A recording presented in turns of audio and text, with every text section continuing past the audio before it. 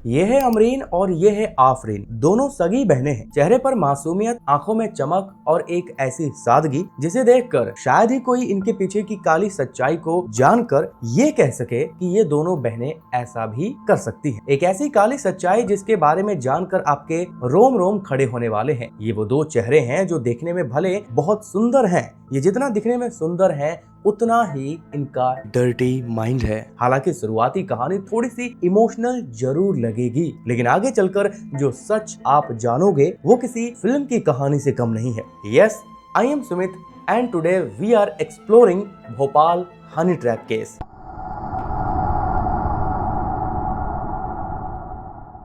इस कहानी की शुरुआत होती है भोपाल के अब्बास नगर से, एक ऐसा इलाका जिसे शहर के सबसे गरीब इलाकों में गिना जाता है। यहाँ घरों के नाम पर टीन की छत वाली झुग्गियां हैं, जिनकी दीवारों पे सीलन जमी रहती है। बरसात आती है तो छत टपकती है, गर्मी आती है तो अंदर भट्टी जैसा माहौल हो जाता है। खाने के नाम पर अक्सर दाल रोटी, पहनने के नाम पर पुराने और कई बार फटे कपड़े, और ऐशो आराम के नाम पर एक टूटी चारपाई, पुराना पंखा और कुछ बर्तन देखने को मिलते हैं। इसी तंग हाली में न जाने कितने परिवार अपनी जिंदगी काट रहे थे। इन्हीं में से एक परिवार था अमरीन का। वो अपने माता पिता, छोटी बहन आफरीन और भाई बिल्लाल के साथ रहती थी। साल 2006 में उनका परिवार यहाँ आकर बसा था। पिता ही घर संभालते थे, वही इकलौते कमाने वाले थे। दिन भर कपड़े सिलने के बाद शाम को जितने पैसे मिलते उसे वो घर लेकर के आते और माँ ही उन्हीं पैसों से किसी तरह महीने का हिसाब संभालती। हालांकि परिवार छोटा था लेकिन जिम्मेदारियां बड़ी थी। लेकिन इन सब के बीच दोनों बहनें बड़ी हो रही थी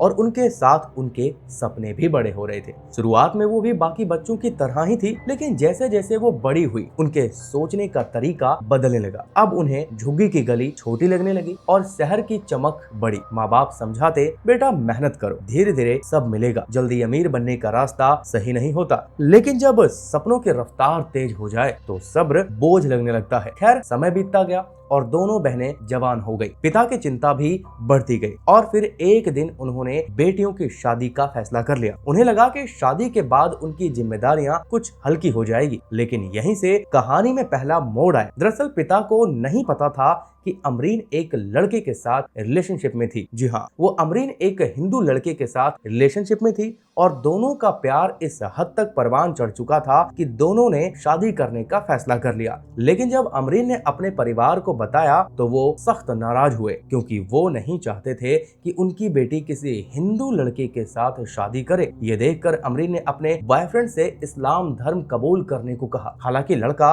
अपना धर्म छोड़ना नहीं चाहता था, लेकिन अमरीन ने उस पर दबाव बनाया, कस्में खिलाई और जबरदस्ती धर्म परिवर्तन करने को कहा और आखिरकार उसने धर्म परिवर्तन कर लिया। और इसके बाद साल 2016 में अमरीन की शादी हो गई और दोनों खुशहाली के साथ जिंदगी बिताने लगे। कुछ समय बाद फिर उसकी बहन आफरीन की भी शादी हो गई। लेकिन जिंदगी हमेशा कहानी की तरह सीधी नहीं चलती और शायद इसीलिए कुछ ही महीनों बाद दोनों बहनों की शादीशुदा जिंदगी में प्रॉब्लम आनी शुरू हो गई। आफरीन का अपने पति से विवाद बढ़ना शुरू हो गया और आखिरकार वो ससुराल छोड़कर मायके लौट आई। लेकिन आने से पहले उसने ससुराल वालों पर दहेज प्रताड़ना का आरोप लगा दिया। और वहीं दूसरी तरफ अमरीन की भी अपने पति से अनबन चल रही थी, जो कि समय के साथ और गहरी होती चली गई और आखिरकार 2021 में उसने भी तलाक ले लिया और अपने एक बच्चे को लेकर वापस घर लौट आई। लेकिन अब हालात पहले जैसे नहीं थे, क्योंकि कोविड में उनके पिता की डेथ हो चुकी थी, जिससे घर की आर्थिक स्थिति कमजोर हो चुकी थी और जिम्मेदारियां बढ़ चुकी थी। और ऐसे में दोनों बहनों ने मिलकर काम करने का फैसला किया। कहा जाता है कि उन्होंने अपनी खूबसूरती और बातचीत के अंदाज का यहाँ पे बखूबी सहारा लिया और अलग अलग सपा सेंटरों में काम करना शुरू कर दिया, जहाँ से उनकी जिंदगी ने एक नया मोड़ लिया। शुरुआत में सब कुछ नॉर्मल लगा। वो रोज काम पर जाती, शाम को घर लौटती, जहाँ से धीरे धीरे घर में कुछ पैसे आने लगे। परिवार ने भी राहत की सांस ली, लेकिन फिर बदलाव तेजी से आने लगा। अब जहां पहले जिस घर के लिए बड़ी मुश्किल से किराया ही निकल पाता था, अब वहां महंगी चीजें भी आने लगी। कपड़े बदल गए, मोबाइल बदल गए और सबसे ज्यादा चर्चा का विषय बनती है वो गाड़ियां जो रात में झुग्गी के बाहर आकर रुकती थी। शुरुआत में लोगों ने सोचा कि शायद काम अच्छा चल रहा होगा, लेकिन जब देर रात तक आवाजाही बढ़ने लगी और गाड़ियों की लाइन लगने लगी तो पड़ोसियों का शक गहराने लगा, क्योंकि अब्बास नगर छोटा इलाका है, वहां पर कुछ भी नहीं छुपता। लोगों ने सवाल उठाने फिर शुरू कर दिए कि इतनी जल्दी इतना पैसा कैसे, रात में कौन आता है। लेकिन जवाब में यहाँ पे चुप्पी नहीं बल्कि गुस्सा मिला। बहनों ने कई बार पड़ोसियों से बहस की, कुछ मौकों पर तो पुलिस बुलाने की भी नौबत आई, जिससे माहौल और तंग हो गया। फिर इसी बीच उनकी मुलाकात हुई चंदन यादव नाम के एक लड़के से, जो भोपाल के शाहपुरा और चूना भट्टी इलाकों में सपा सेंटरों में मैनेजर बतौर काम करता था। और इसी की अगुवाई में दोनों बहनें भी काम करने लगी। लेकिन जल्द ही अमरीन और चंदन यादव के बीच नजदीकियां बढ़ने लगी और कुछ वक्त बाद दोनों रिलेशनशिप में आ गए। लेकिन सपा में काम करने के दौरान दोनों बहनों का रहन सहन काफी हद तक बदल गया और फिर अचानक साल 2023 में दोनों बहनें उस झुग्गी को छोड़ करके शहर में एक पॉश इलाके में शिफ्ट हो गई, जहां उन्होंने होशंगाबाद रोड स्थित सागर रॉयल विला के फ्लैट नंबर 302 में रहना शुरू कर दिया। झुग्गी से निकलकर सीधे आलीशान फ्लैट तक पहुंचना, वो भी सिर्फ 3 साल में। ये बदलाव काफी चौंकाने वाला था, जहां उस फ्लैट में दोनों बहनें और चंदन रहता था, साथ ही अमरीन का बच्चा भी, जबकि उसकी मां जेबा अभी पहली जगह पर ही रह रही थी, साथ में उसका भाई बिल्लाल भी, लेकिन वो अपनी बहनों के कांटेक्ट में रहता था।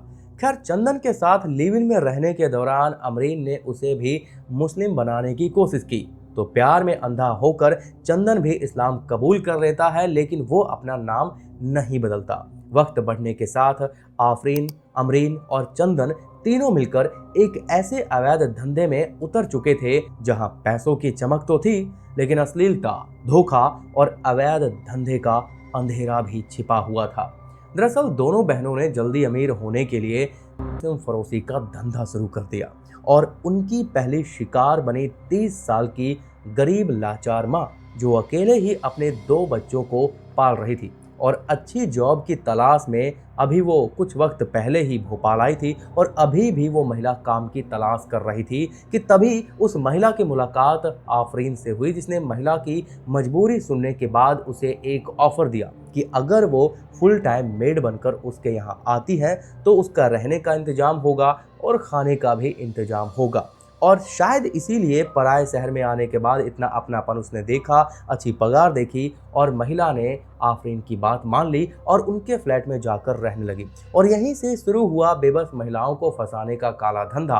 अमरीन और आफरीन ने शुरू में महिला को अपनी बहन की तरह रखा, उसे टाइम पर सैलरी दी, किसी भी तरह की कोई तकलीफ नहीं होने दी, जिससे वो दोनों उस महिला के लिए फरिश्ता बन गई। लेकिन वो महिला नहीं जानती थी कि ये सब एक प्लान का हिस्सा है। फिर एक रात अमरीन और आफरीन ने उसे पार्टी में चलने को कहा और उसे अच्छे से तैयार होने को कहा। हालांकि ये सब उस महिला को थोड़ा अजीब लगा, लेकिन उसे इन दोनों पर काफ़ी भरोसा था, कोई शक भी नहीं था, इसीलिए उन दोनों बहनों की वो बात मान लेती है और उनके साथ पार्टी में चली जाती है, जहां अमरीन ने उसे कोल्ड ड्रिंक में नशा मिलाकर पिलाया और जब देखा कि महिला बेसुध हो गई है तो फिर उसे रूम में ले जा करके उन दरिंदों के सामने पेश कर दिया ताकि वो अपना मन बहला सके और उनके बदले उन दोनों बहनों को मोटी रकम दे सके। अब क्योंकि वो महिला तो नशे में थी तो वो विरोध नहीं कर पाई, लेकिन हद तो तब हो गई जब अमरीन और आफरीन ने उसकी उस पल की वीडियो रिकॉर्ड कर ली और उसके होश में आने के बाद जब वो महिला ये सब जानने के बाद उसके साथ लड़ाई झगड़ा करने लगी तो दोनों बहनों ने उसे वो वीडियो दिखाकर ब्लैकमेल करना शुरू कर दिया और उस पर किए गए एहसान भी गिनवाने लगी। और इसी के साथ वो महिला वीडियो लीक हो जाने का डर और या वायरल करने का डर था, इसीलिए वो चुप रही और उनके इशारों पे काम करना शुरू कर चुकी थी। जहां दोनों बहनों ने उसे अलग अलग जगहों पे भेजना शुरू कर दिया, अलग अलग लोगों के सामने पेश किया और वहीं से उसका सौदा तय किया गया। और इसी अश्लील तरीके से दोनों बहनों ने ऐशो आराम की जिंदगी गुजारनी शुरू कर दी। और सबसे ज़्यादा हैरानी की बात तब होती है जब अमरीन के लिव इन पार्टनर चंदन ने इसका विरोध ना करके बल्कि इसे और बढ़ावा दिया और वो भी इसमें शामिल हो गया, क्योंकि उनके हाथ अब एक ऐसी मुर्गी लग चुकी थी जो कि सोने का अंडा दे रही थी।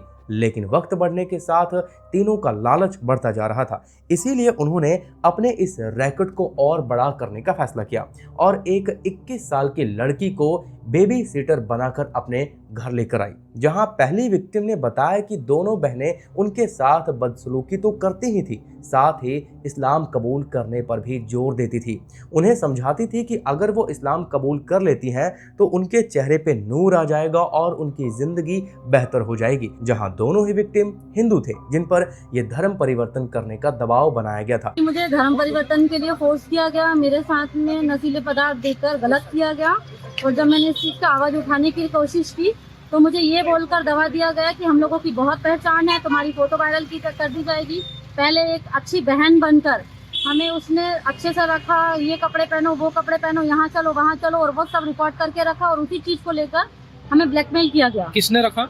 आमरीन ने, आमरीन, चंदन और भी लोग। यानी कि वो दोनों बहनें एक ही समय पर दो गंदा खेल खेल रही थी, पहला वो काला धंधा और दूसरा धर्मांतरण। शुरुआत में जब अमरीन दूसरी विक्टिम महिला को पार्टी में लेकर गई थी तो उसने फुल कपड़े पहने हुए थे, लेकिन अमरीन ने जानबूझकर उसके कपड़ों के ऊपर ड्रिंक गिरा दी और कपड़े चेंज करने को कहा और पहनने के लिए बदले में छोटे कपड़े दे दिए। हालांकि उस विक्टिम ने पहनने से इनकार कर दिया और कहा कि वो कैसे इसे पहन सकती है।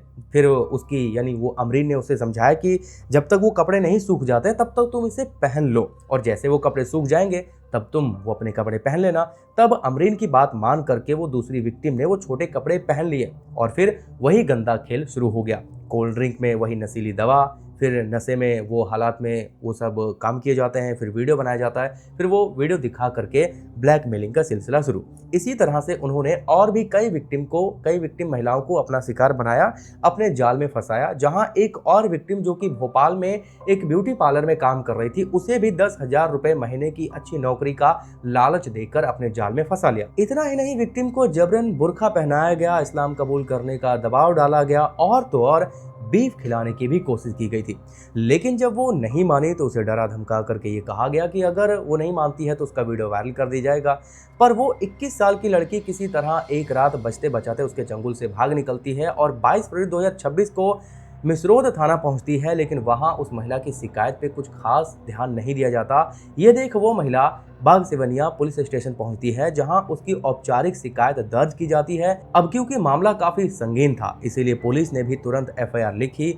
लेकिन थोड़ी देर बाद ही एक और महिला आई जो अमरीन की पहली विक्टिम थी। उसने भी बताया कि अमरीन के बॉयफ्रेंड चंदन यादव ने उसके साथ गलत काम किया और उस पर भी धर्म परिवर्तन करने का दबाव डाला गया था।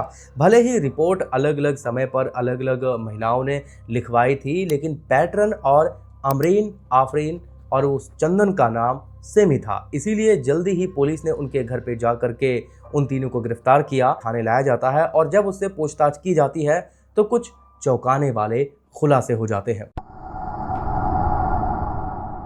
सबसे पहले तो पुलिस ने जब फोन जब्त करके उनके फोन को चेक किया तो उसमें दर्जनों लड़कियों के फोटो, आधार कार्ड, मार्कशीट और आपत्तिजनक तस्वीरें मिली। वहीं अमरीन के फोन में कई ऐसे व्हाट्सएप ग्रुप मिले जिनमें केवल लड़कियों की तस्वीरें और उनके बारे में जानकारी शेयर की जाती थी। अब पुलिस को शक था कि इनका इस्तेमाल ट्रैफिकिंग के लिए किया जा रहा है। इतना ही नहीं, उनके फ्लैट में कुछ धार्मिक साहित्य और बाकी किताबें भी बरामद हुई जिनका इस्तेमाल लड़कियों का ब्रेन वॉश करने के लिए इस्तेमाल किया जाता था और इस्लाम से जोड़ने के लिए किया जा रहा था। अब इसी के साथ पुलिस ने जब सख्ती से तीनों से पूछताछ की तो तीनों ने तोते की तरह अपना सारा जुर्म कबूल कर लिया और उन्होंने बताया कि उनका कनेक्शन गुजरात, मुंबई तक है, जहां वो लड़कियों को काम के बहाने लेकर के जाते थे और रसूखदार लोगों के सामने पेश करते थे, जिसके बदले उन्हें मोटी रकम मिलती थी। इस खेल की मास्टरमाइंड थी उसकी बड़ी बहन अमरीन, जिसने पूरे रैकेट को संभाल रखा था, जबकि उसकी छोटी बहन आफरीन उसकी सपोर्टर थी और चंदन यादव वो दोनों का साथ देता था। चंदन पर आरोप लगाया गया कि उसने भी एक महिला के साथ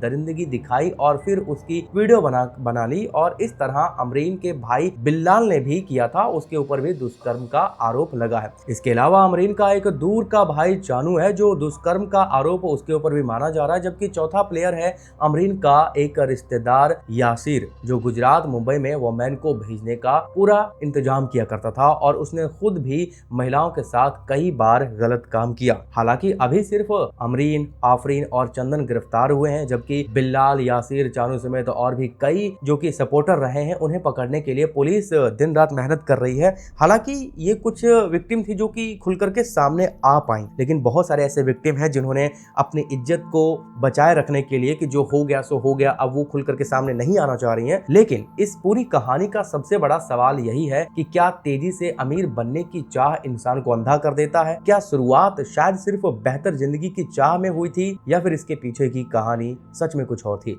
और समाज के लिए यह घटना एक चेतावनी भी है कि अगर कोई नौकरी का ऑफर देता है जो कि बहुत आसान लग रहा है, अगर कोई भरोसा बहुत ही जल्दी बना लेता है, आपको लगता है कि ये क्यों ही इतना मीठा हो रहा है, अगर कोई रिश्ता अचानक से बहुत मददगार लगे, तो सावधान होना बहुत जरूरी है। बाकी इस वीडियो को ज्यादा से ज्यादा शेयर कीजिएगा ताकि लोग थोड़ा अवेयर हो सके, और इस चैनल को सब्सक्राइब करके हमारे साथ जुड़िए, बेल आइकन ऑन कीजिए, लाइक कीजिए और कमेंट में जरूर अपने विचार लिखिए। बाकी मिलते हैं नेक्स्ट किसी केस में, तब तक के लिए बाय बाय।